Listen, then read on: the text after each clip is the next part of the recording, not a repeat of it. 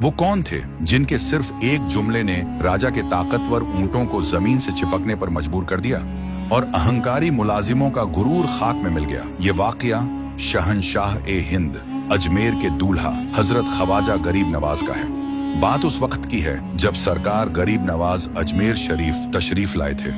आपने इबादत के लिए एक दरख्त के नीचे कयाम फरमाया, मगर वो जगह आम नहीं थी।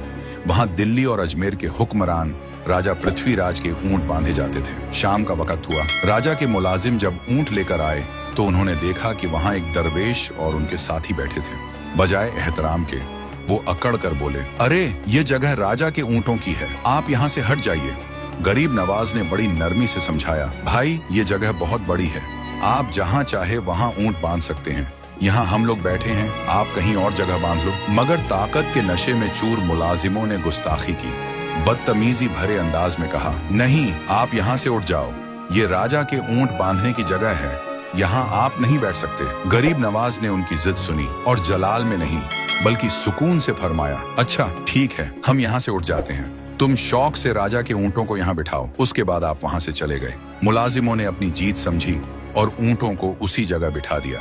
मगर जब दूसरा दिन हुआ और मुलाजिमों ने ऊंटों को उठाना चाहा तो मंजर देखकर वो हैरान रह गए। ऊंट तो अपनी जगह से उठने का नाम ही नहीं ले रहे थे। उन्होंने बहुत कोशिश की, ऊंटों को मारा, पीटा, हर झोर लगा लिया, मगर बेजान पत्थर की तरह ऊंट वहीं जमे रहे। उनकी कोई भी कोशिश कामयाब नहीं हुई। घबराए हुए मुलाजिम भागते हुए राजा के पास पहुंचे, सारी बात बताई। राजा भी ये सुनकर दंग रह गया। सोचने लगा कि आखिर माजरा क्या है। उसने पूछा, तुमने ऐसा क्या किया था, याद करो। मुलाजिमों ने डरते हुए कहा, वहां दरख्त के पास एक दरवेश और उनके साथी बैठे थे, हमने उन्हें वहां से हटने को कहा था।